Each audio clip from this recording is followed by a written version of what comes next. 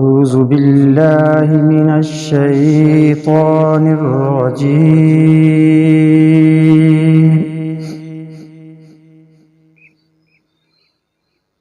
بسم الله الرحمن الرحيم.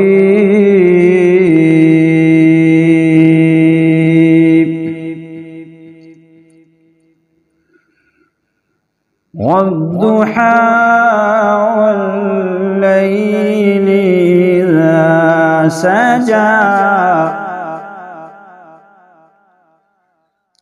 ما ودعك ربك وما قلى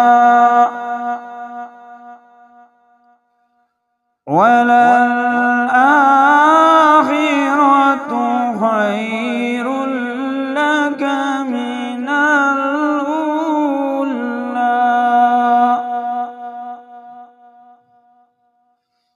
ولسوف يعطيك ربك فترضى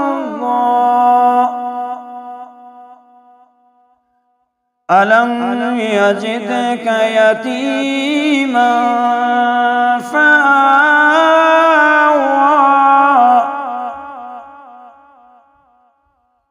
ووجدك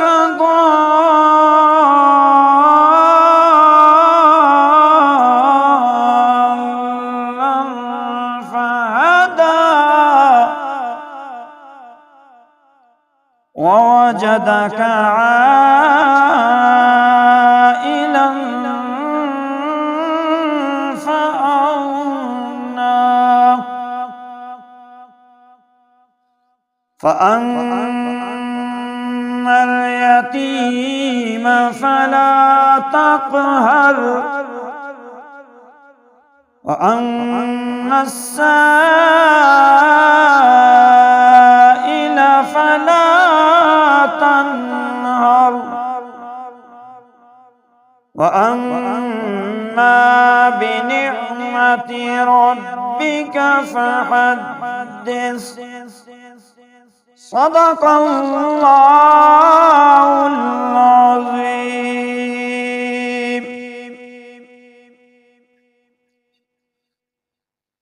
نحمده ونصلي ونسلم على رسوله النبي الكريم أما بعد فأعوذ بالله من الشيطان الرجيم بسم الله الرحمن الرحيم.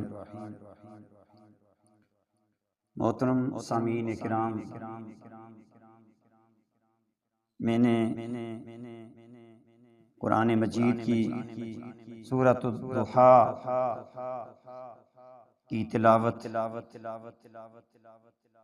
کرنے کا شرف حاصل کیا. یہ سورہ مبارکہ مکی سورت ہے. اس کی 11 آیات مقدسہ ہیں. رب العالمین نے اس میں قسم کھائی ہے. رب العالمین نے جہاں بھی جس مضمون کو زیادہ زور دینا چاہا، واضح کرنا چاہا ہمارے لیے، اس میں کہیں تو آپ نے اپنی پاکی کا اعلان فرمایا، جیسے 15 سپارے کے شروع میں معراج کا واقعہ بیان کرنے سے پہلے رب کائنات نے فرمایا سبحان الذی اسریٰ، پاک ہے وہ ذات جس نے سیر کرائی. تو یہاں رب کریم جو ہے وہ قسم کھا رہا ہے وقت چاشت کی.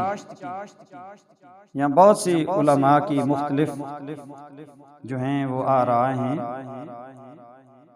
بعض علماء فرماتے ہیں کہ یہاں جو ہے آقا علیہ الصلوۃ والسلام کے پیارے مکھڑے کی یہ قسم ہے. تو یہاں چاشت کا وقت جو ہے اس کی قسم، اور پھر فرمایا واللیل اذا سجا، اور رات کی جب پردہ ڈالے۔ اس میں بھی علماء کرام نے، تفسیر والوں نے جو ہے فرمایا کہ اس میں آقا علیہ الصلوۃ والسلام کی زلفوں کی یہ قسم ہے۔ مختلف ان کے بھی دلائل ہیں۔ اسی طرح آگے فرمایا ما ودعک ربک وما قلا، کہ تمہارے رب نے نہ تمہیں چھوڑا اور نہ مکروہ جانا۔ وَلَلْآخِرَةُ خَيْرٌ لَكَ مِنَ الْأُولَىٰ، اور بے شک پچھلی تمہارے لیے پہلی سے بہتر ہے۔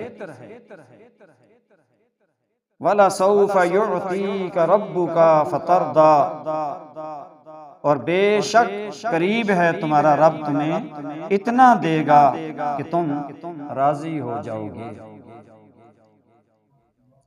الم یجدک یتیما فآویٰ، پھر آگے رب العالمین اپنے محبوب صلی اللہ علیہ وسلم سے فرما رہا ہے، سوالیہ جملہ اس میں، کیا اس نے تمہیں یتیم نہ پایا؟ پھر جگہ دی، وَوَجَدَكَ ضَالًّا فَهَدَىٰ، اور تمہیں اپنی محبت میں خود رفتہ پایا تو اپنی طرف راہ دی، اپنی طرف توجہ دی۔ وَوَجَدَكَ عَائِلًا فَأَغْنَىٰ، اور تمہیں حاجت مند پایا پھر غنی کر دیا۔ فَأَمَّا الْيَتِيمَ فَلَا تَقْهَرْ، تو یتیم پر دباؤ نہ ڈالو۔ وَأَمَّا السَّائِلَ فَلَا تَنْهَرْ، اور منگتوں کو، مانگنے والوں کو نہ جھڑکو۔ وَأَمَّا بِنِعْمَةِ رَبِّكَ فَحَدِّثْ، اور اپنے رب کی نعمت کا خوب چرچا کرو۔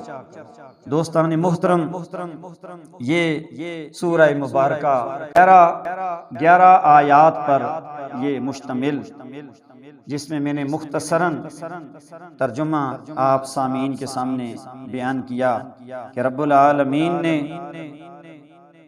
اس سورت پاک میں اپنے محبوب کو تسلی اور تشفی بھی دی کہ جب آپ پر وحی اتری تو کچھ عرصہ جب وہ دوبارہ وحی نہ آئی تو کفار نے تانے دینے شروع کیے، طرح طرح کی باتیں بنانا شروع کی، طنزیں کی۔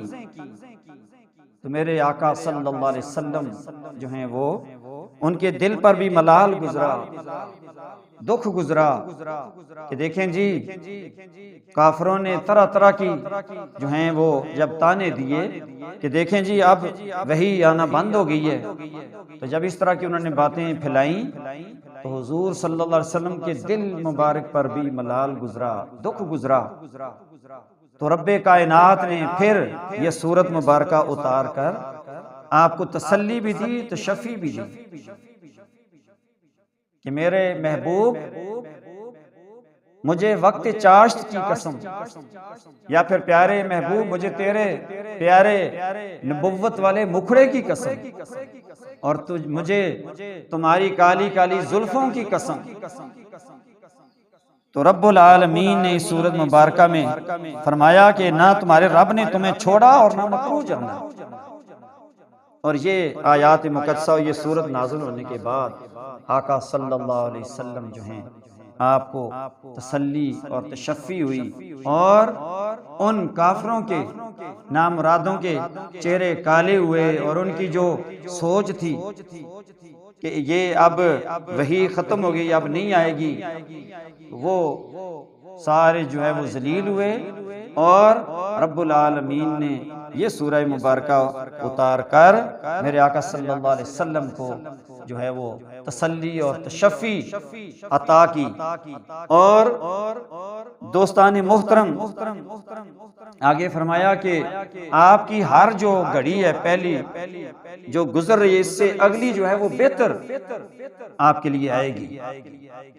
یہ بھی تسلی اس لیے کہ وہ کہتے تھے کہ جی جب آپ صلی اللہ علیہ وسلم کی بیٹے جب اوائل عمر میں ہی اللہ پاک نے لے لیے تو کفار نے اس وقت بھی تانا زنی اور جگتیں اور نعوذ باللہ کیا سے کیا باتیں بنائیں، تو اس وقت بھی میرے آقا صلی اللہ علیہ وسلم جو ہیں اس وقت بھی دکھی ہوئے، پریشان ہوئے، تو آپ صلی اللہ علیہ وسلم کے دکھ کو رب نے دیکھ کر پھر فرمایا کہ آپ کے محبوب آپ پریشان نہ ہوں، آپ کی جو پہلی گھڑی ہے اس سے بہتر آپ کی اگلی گھڑی انشاءاللہ ہوگی، بہتر سے بہتر ہوگی۔ تو دوستان محترم آگے فرمایا کہ بے شک قریب ہے کہ تمہارا رب تمہیں اتنا دے گا کہ تم راضی ہو جاؤ گے۔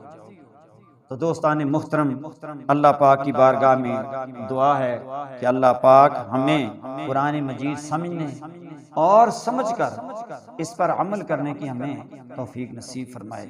آج کمی اس چیز کی ہے کہ ہمارے جو ہے نوجوان جو ہیں قرآن مجید کی طرف توجہ کم رکھتے ہیں، یا رکھتے بھی ہیں تو قرآن مجید خالی پڑھنے تک۔